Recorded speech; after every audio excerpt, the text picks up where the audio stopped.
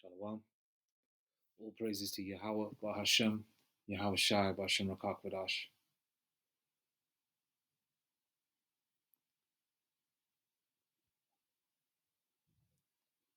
Just thinking about, you always say this to yourself every single day that no matter what you're going through, that we won't have to go through it again, because this is the last incarnation where we'll have to go through this, where we're going to be in these weak bodies. The last time we're ever going to be ruled over by another nation, and just thinking about these heathens in captivity, especially Esau, puts a smile on my face, puts my mind at ease. And the furnace of affliction, no matter what you're going through, be it physical, spiritual, financial, things back to back. You get a little break, then it happens again. That's why prayer is important as well. Just found this video of how gold is purified. How they add the flux, which helps the soldering process as well. So when gold pieces are made, they can be attached to each other. I believe that's what it does. The flux aspect anyway, but that's neither here or there. How gold is purified, that's the main part. And going through all these afflictions, you're purified. All the filth comes out of you. It's like a dirty car, you get it cleaned and detailed, all the filth has come out of it. But on a spiritual level, you go through whatever you got to go through, makes you stronger, mentally, spiritually, and in certain cases, physically as well. You've got other heathen nations that go through a little bit of adversity. What do? They jump out windows. They lose their yacht. They jump out windows. A woman steps out on them and runs off with another woman or another man or whatever. I'm talking about heathen nations. Because they're sodomites by nature. They're filthy by nature as well. They run off with somebody else or whatever. Their partner runs off with somebody else. They're gonna jump out a window. Anything they lose their job, they want to go and shoot up the whole office or shoot up the whole factory, wherever, or the whole building site, wherever they work at. But with Jake, what does Jake do? Jake takes it on the chin in most cases, especially if they've got a balanced mind. The Lord has blessed him. And they'll take it on the chin and just try again. You always say to yourself, tomorrow's another day. Lord willing, it'll be better. And what I'm missing today, the Lord will give me back tomorrow. If it's the Lord's will. Just check this video out. Okay. Precious metals. The slag naturally floats to the top of the mold, leaving a pure button of metal below. You can then easily separate the metal button from the slag. Once the whole lot has been melted and sampled, it's then remelted and recooled into grains about the size of BBs in order to speed up the extraction process. The grains are then placed into a mantle where an acid solution is used to dissolve the metals into a liquid form. Once the metals are fully dissolved, chemists use other substances to induce reactions that extract the exact metal they are looking for. The results are that you end up with an absolutely pure piece of gold, silver, platinum, or palladium. Now, this process, although it may seem a little foreign to your typical day, is actually something that you need to understand inside and out. And here's why. The Bible, when it talks about God testing us, it doesn't use the definition for testing that we automatically think of. When we hear about tests, we think of exams and quizzes to see how much we've studied and how well we can answer those questions at a moment's notice. But man, have I got some great news for you today. When the Bible says that God tests us, it consistently uses the metallurgic term for refining precious metal. God does not test you to see how much you know or to find out where your breaking points are. He knows you inside and out. He knows the beginning, middle, and end. So far, what he said is fairly clear, fairly balanced. It's not about what he's saying. It's all about the gold process. That's what we're trying to get at. And yeah, the test, the furnace of adversity is a test. Life is a test.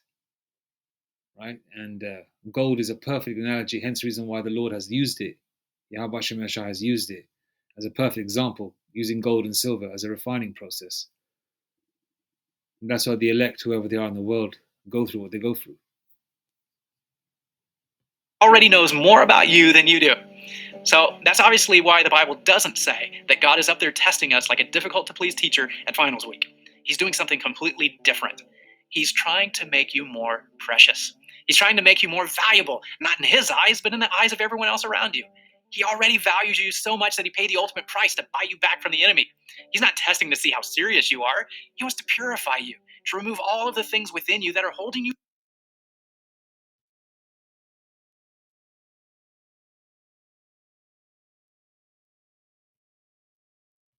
The grains are then placed into a mantle where an acid solution is used to dissolve the metals into a liquid form.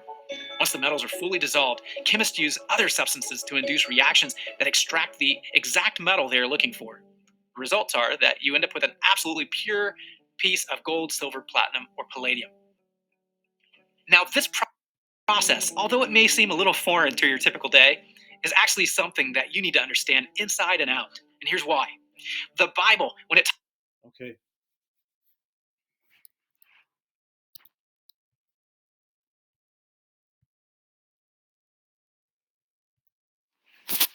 Adversity.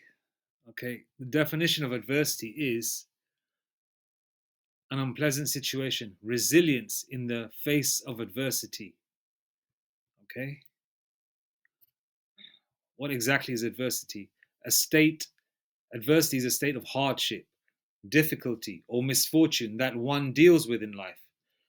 And the Israelites have been going through that back to back in all the numerous captivities we've been in, and in numerous incarnations as well. We've got to this point. Thawari Yahweh Hashem Yashai, Kala Yahweh Hashem Yashai is 2023, and damn near we're always halfway through it. All praise to Yahweh Hashem Yashai for that. We're at the end. Kala Yahweh Hashem Yashai. Now, resilience in the face of adversity. Now, what's resilience? Excuse me. The ability to withstand adversity.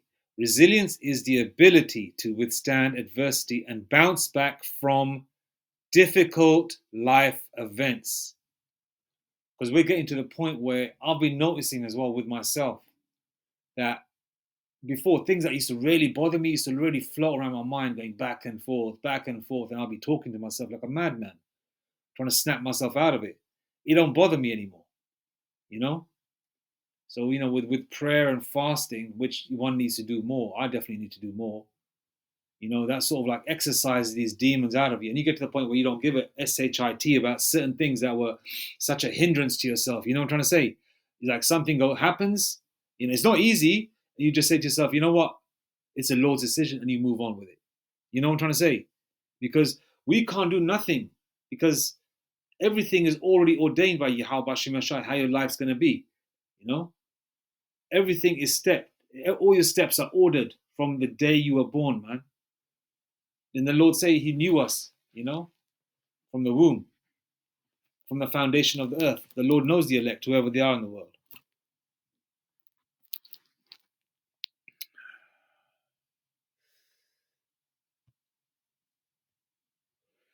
And the Lord deems you worthy.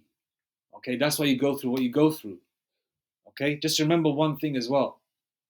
Okay, to be chastised by the Lord. You're going through a chastisement right now. Well, boxers use this analogy, right? Train hard, fight easy. At the moment, right, if you want to use this analogy, right, you're being trained right now. Okay, because what's about to come, right, the whole world does not know about. Only you know about it, as well as the brothers and sisters out there that are watching and listening to the men of the Lord. Right? The teachers of Great Millstone, from the apostles on down, the elders on down, bishops on down, elders, apostles, bishops on down. You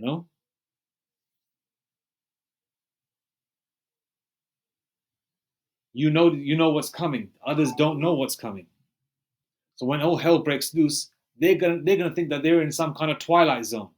They're not gonna know what to do, because they've got so much invested in this world. They've put so much effort into this world. Well, there's nothing wrong with putting effort and keeping a roof over your head and all that kind of thing. I'm just saying they've gone above and beyond because they think this is it. So they've had to compromise, not even compromise. They've had to bow down and do so many foul things, like Jake selling their souls, and Israelite women doing some foul things to get to where they get to. Even on all sorts of sordid ways, to get to where they've got to get to in life, whether it's a casting couch or being blackmailed into doing things just to get a certain position in the company, whatever they've got to do in life, right? They've gone above and beyond. They've put so much graft or hard work and grind into this world that they can't see what's coming. Then when it does happen, the whole world literally is going to fall apart. But you that are being chastised right now, while the others are just getting everything handed to them without any kind of stress and life is hunky-dory for them, they're going to go through hell. Okay, so if you're being chastised right now, right, the Lord sees you as a son, as his child, right? If you're not being chastised, the Lord don't see you as his, doesn't see you as his own. Now, for example, your own child, right? If it's climbing a tree, and the tree and your son has climbed 25 feet up a tree, even though he's safe, but you're still going to chastise him, saying, "Come down, don't climb up too high," right? But like if it's somebody else's child, right? You might chastise them to a certain degree, but you're not going to go as hard as you would on your as you would on your own, because you actually care for your own more because that's yours. Okay. Now with somebody else's kid, you may say something, say, "Well, be careful," or "Where's your mom and dad?" Or some people don't even give a shit, won't even say anything to the child because that's not theirs. So that's how the Lord sees us. The Lord sees us as His. Okay. Hebrews 12:8. But if ye be without chastisement, whereof all are partakers, then are ye bastards and not sons. What does chastisement mean? Punishment, right? Okay, the reason why I'm doing this because I know some of you don't even know basic English. Okay, and that's not speaking out of pride. It's a simple fact that you youngsters, especially Generation Z, right? The last generation, you're quite slow. Okay, very slow. And your level of English and the English language and definition of basic words, because like Elder Apostle Rakaya Allah says, he goes, when he was young in his time, he goes, when we were youngsters, we knew things. And I'm of that, I'm a, I'm an older chap myself. So therefore, I know a few things myself too. Like we know about certain historic situations and slavery and so-called emancipation and what's happening in the world and the current situation, who the enemy is. Where these genetically modified children don't know a damn thing. They think everything is, like the United Colors of Benetton. We are the world, one world BS. But anyway, that's why I'm getting the definition, because some of you ain't going to bother. You're just going to assume something and not. You're just going to assume. You're not going to actually check. So, chastisement means to punish severely, as by whipping, for example, which is a physical chastisement or punishment.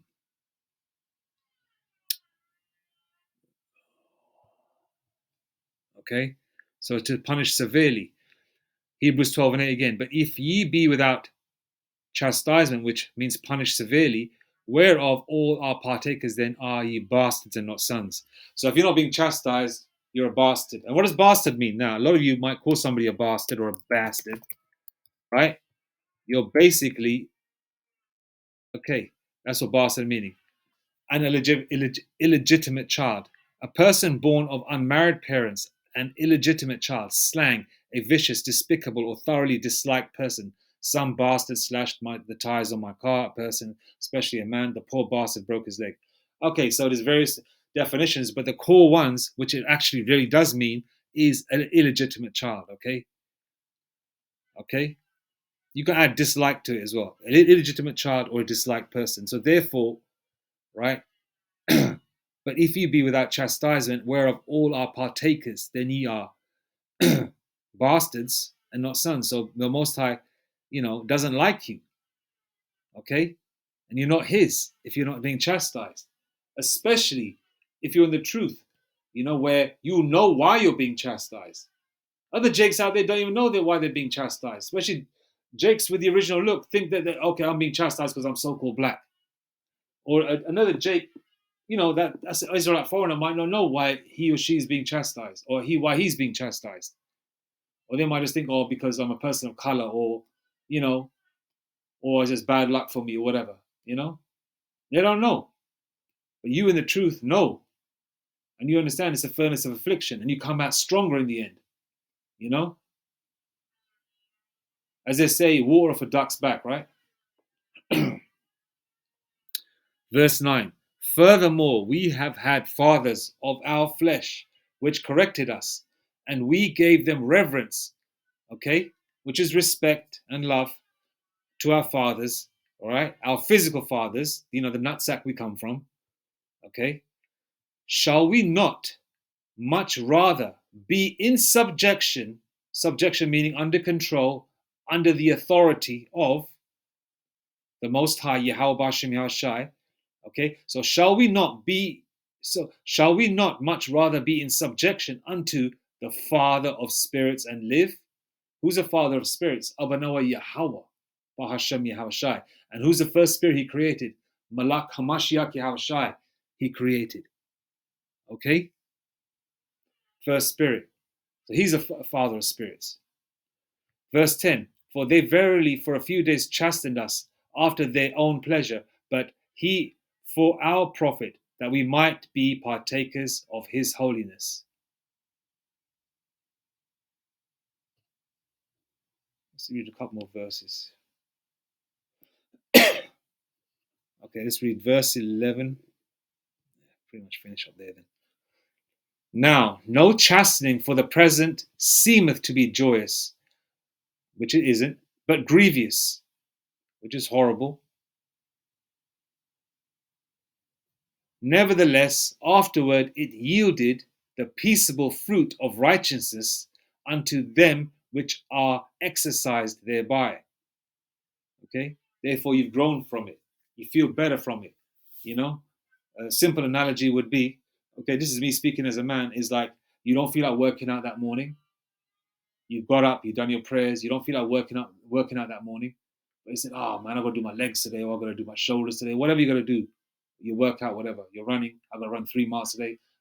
But once you do it and you go through it, you come back, and you're having your water, your energy drink or whatever, you feel glad that you did it. You feel, okay, I went through the rigorous training, but I feel glad. I feel more relaxed. I feel more at ease. Because otherwise, if you don't do it, you just lay in bed, right? Or you just ignore it and do other things that you got to do, then your whole routine gets messed up, and then you just don't feel balanced. So when you go through these things that you got to go through, you come out better in the end, more refined, But just remember one thing every time, as though each day you go through, you're going to come out better in the end. The Lord's doing this not to destroy you, to make you grow, and also this is going to be the last time we got to go through this as well. Just always remember, each day you get through is another day less in this kingdom and another day closer to the kingdom. And this punishment is going to be the last time you have ever got to go through it. It's the last time ever you ever have to pay rent on this, in any kind of rulership, in any kind of incarnation. It's the last time you got to work. It's the last time you got to be in weak flesh. It's the last time you got to look at a cracker for a job when you're being interviewed for a job, because you won't be needing to work in the kingdom. You'll be ruling. You'll be young forever. You'll be beautiful. You have spiritual power. Most importantly, you have the laws in us, and most importantly, Malak HaMashiach Yahushai will be with us in the spirit and power of Abanoah Yahweh. Brakti Yahweh Bashem Yahushai. It'll be the last time for all these things. Okay? So as they say, chin up, chin up.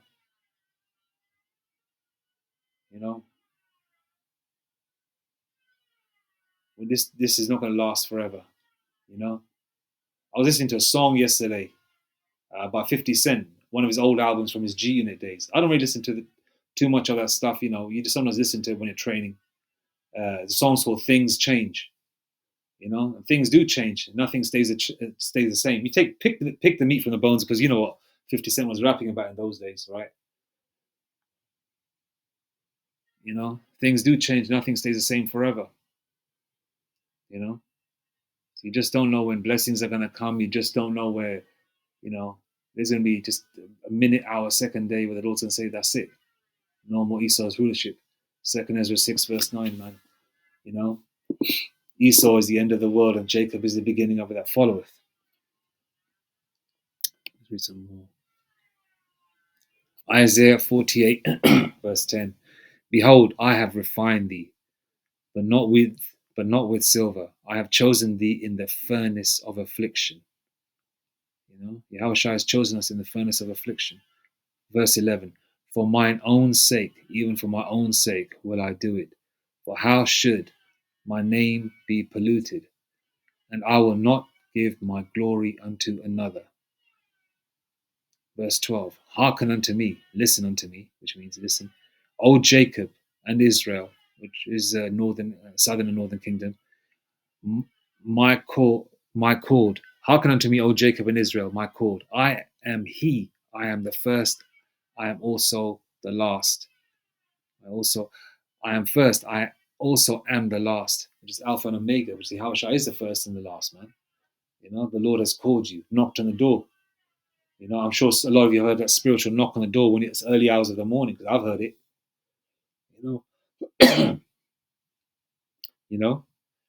That's that knock.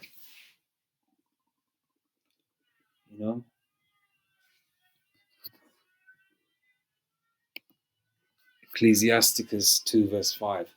For gold is tried in the fire, like we watched that video.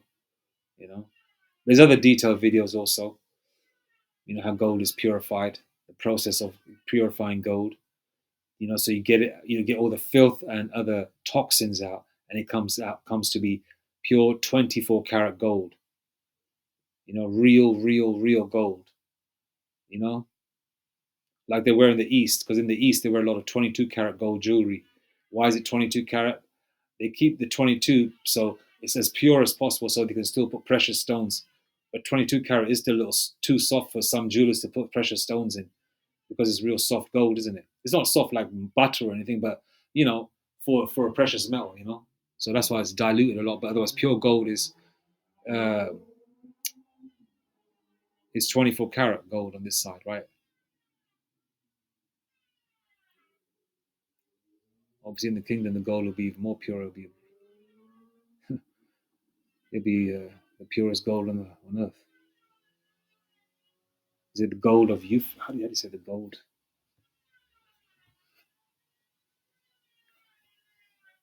Let's stick to the topic. Ecclesiasticus 2 verse 5. For gold is tried in the fire, and acceptable men in the furnace of adversity. Okay, so gold is tried in the fire. Okay, and so the Lord deems you acceptable in His eyes, man, and that's a blessing. Okay, sometimes we don't know what the Lord is doing for us. You could be walking down the road and the angels are there holding back people trying to mug you or hurt you, or stopping a car from running over you. You just don't see it, because sometimes we're thankless. We're going through what we're going through and thinking, when are things going to get better? But be thankful for what you're going through. Okay, you got to think to yourself: are you dead? Are you in the grave? Even though that will end the misery, but you're not dead. Okay, you got a roof over your head. You're being fed. You go through what you go through. But you're coming out better. Are you better than you were 5 years ago? Yeah. Are you better than than you were 10 years ago, 20 years ago? Yeah. Oh, other than getting a little older, but are you better internally? In some aspects, externally as well. Yeah. So you're definitely going in the right direction, and you've grown. So this furnace of adversity is purifying you, because you're coming out better in the end, and the Lord sees you as acceptable. Okay. So don't ever be in a hindsight situation. What if? What if? What if? What if I talk to that girl on the bus? What if I, when you're younger, you see a pretty girl on the bus and you're like 15 years old and, you know, you don't really have much confidence because you're young and the girl's probably like, I don't know, 18 and she's super fine. How do you talk to her? You just what if that what if demon. If it's not meant to be, it's not meant to be, okay? Whatever you're gonna get on this side. Doesn't mean the Lord won't give you a fine ass woman, whenever the Lord's gonna deem it necessary. And I'm sure a lot of you brothers out there, like myself, you go through certain situations and the Lord does give you a little sprinkling of a blessing and that, carnal blessing, But that's neither here or there. But the fact of the matter is there's a balance in this thing. Okay? And the Lord ain't just gonna put you through it just to destroy you, just to make you grow. All right? And just remember, each day that we get through is another day closer to the kingdom, because this kingdom ain't gonna last forever, man. It's not gonna last forever. All right?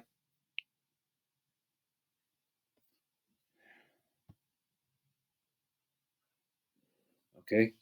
Psalm 37:25. I have been young and now I'm old. Yet have I not seen the righteous forsaken, nor his seed begging bread. Okay? You want the truth, you're going from job to job or you're getting fired or whatever the situation may be. But the Lord has put you in a situation where you're not begging. You still got a roof over your head. You may be worried all the time, when's something gonna come in, when am I gonna get back into my routine again, whatever the situation may be, when am I gonna, I don't know, whatever your situation could be, you might put on weight and you're trying to get back into shape again, or you're just in a depression, demon is on you, okay, whatever you're going through, but you're not begging bread, you're not on the street, you're still having your regular showers, you're still, you know, you're still able to buy a few trinkets, whatever necessities you possibly may need. You're not begging bread, but you're going through what you're going through, but you're not begging bread.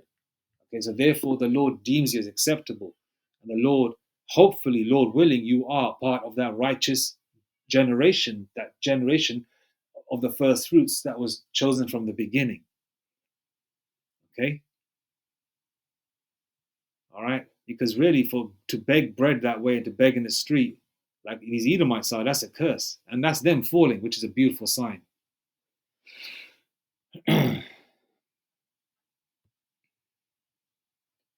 you know, don't be in that hindsight situation. Our steps are ordered from the beginning. Our steps are ordered in our mind.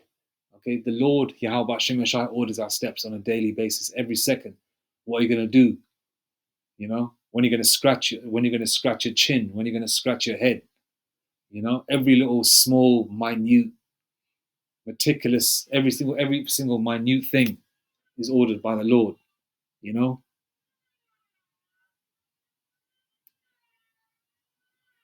Every single thing.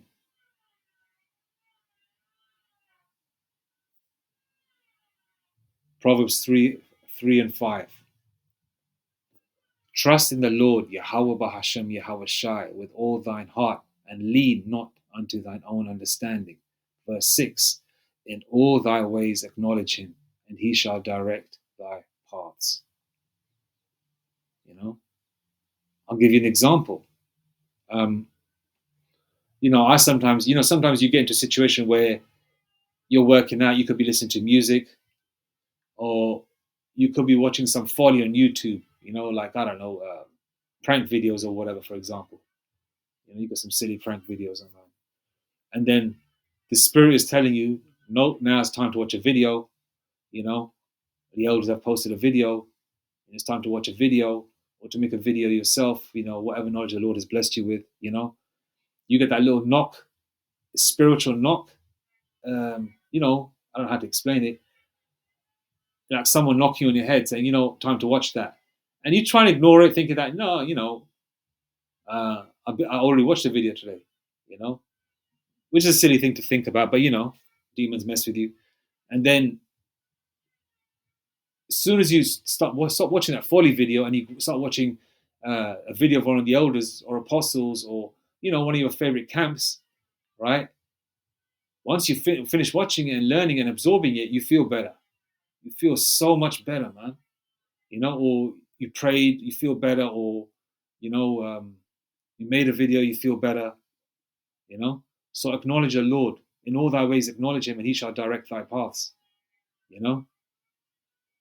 As they say, gut instinct. The gut instinct is usually the Spirit of the Lord telling you, but they put it, in a carnal aspect. Your gut instinct. Okay.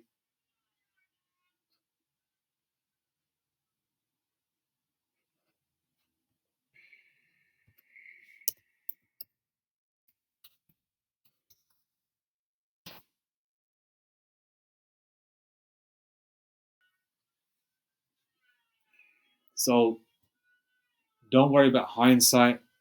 Everything that's happening to you is happening because it's ordained that way.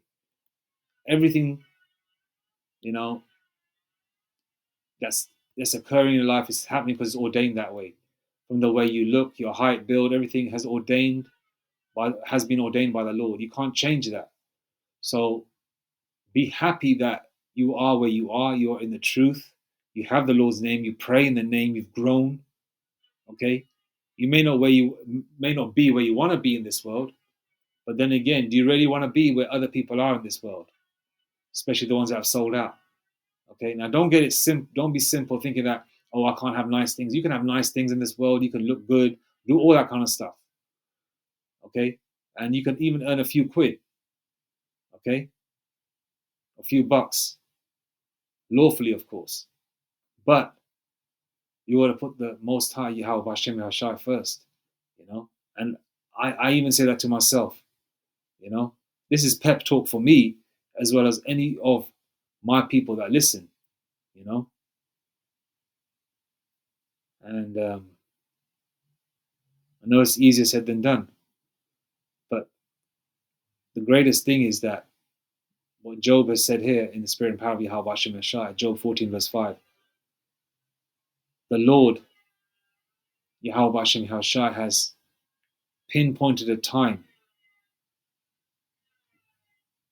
a second, a millisecond, that last little tick on the clock, the ticker just hitting it, the hand hits it, boom, that's it. Esau, your time is up. Your card is punched, that's it. That's what we're waiting for. And the Lord has ordained it that way. And this is not 2,000 years ago. We've got to go through many incarnations and slaveries to get to this point. This is it. The Charagma is around the corner. Okay, Revelation 30:16, the sea hit. Okay, you see what the CBDC are doing, isn't it? Job 14 verse 5. Seeing his days are determined, the number of his months are with thee. Thou hast appointed his bounds that he cannot pass. What's a bound?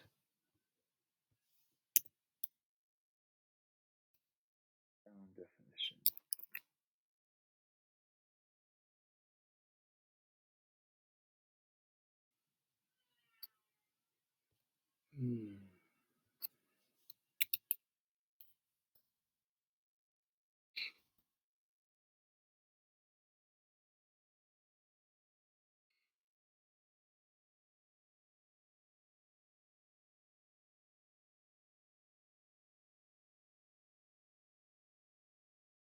Actually, I know what a better thing to do. Job 14 verse 5.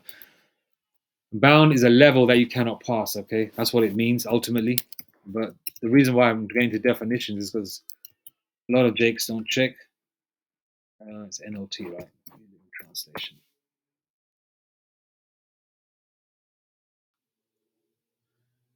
You have decided the length of our lives. You know how many months we will live, and we are not given a minute longer. Now, that is not the right. They've taken.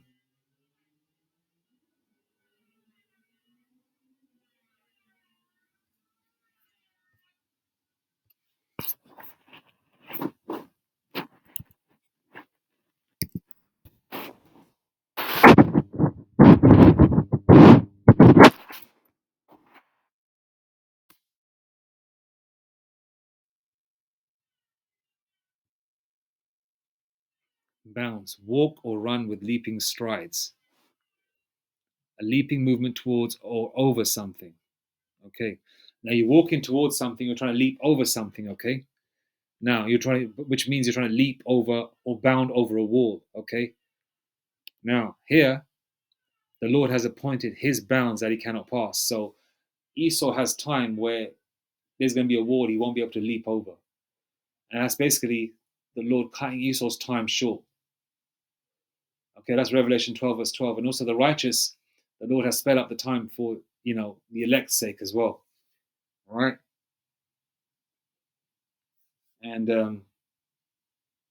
that time is coming where the Lord is going to shut Esau's store down. Okay? And just have that confidence in mind that whatever you've been praying for will come to fruition. Otherwise, Yahweh Hashem Yashar will not put the spirit on you, will put the spirit on you to ask for it. Okay? Especially if it's something that's okay to ask for. If you're someone silly asking for a Lamborghini, you're stupid. If you're in the truth, you're praying for a Lamborghini, there's something wrong with you. Okay? Right? Not that there's anything wrong with having one if the Lord has blessed you with it. I'm just saying, for those that have it, that's cool. That's you.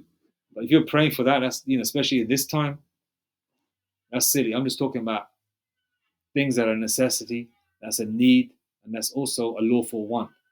The Lord will make that come into fruition, and don't hinder yourself over hindsight. Don't go over that too much, and don't get depressed in thinking that when, okay? It's very soon, man, okay? Like that Phil Collins song,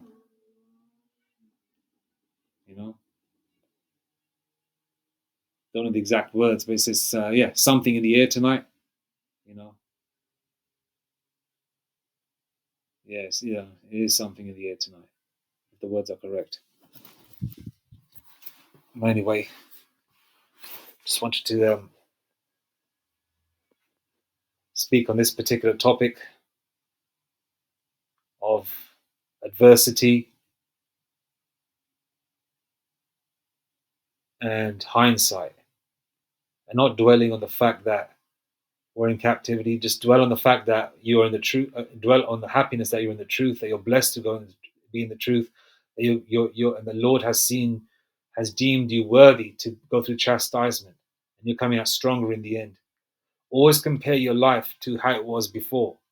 Are you in a better place now? If you are, then it's only going to get better. Okay, the best is yet to come. All praises to Yahweh, Bahashem, Yahweh Shai, Bahashem Rakah Kodash. Job 14, verse 5 again. Seeing his days are determined, the number of his months are with thee. Thou hast appointed his bounds that he cannot pass. And that's Esau. Esau's bound to a certain time and period, which is now, and he's not going to go past this time now. Okay, any second now, Yahweh Hashem Shai is going to punch his card. And it's 2 Ezra 6, verse 9, which is in effect right now. Esau is the end of the world, and Jacob is the beginning of it that followeth. All praise to Yahweh Bashem Yashai, Bashem Rakah Kodash.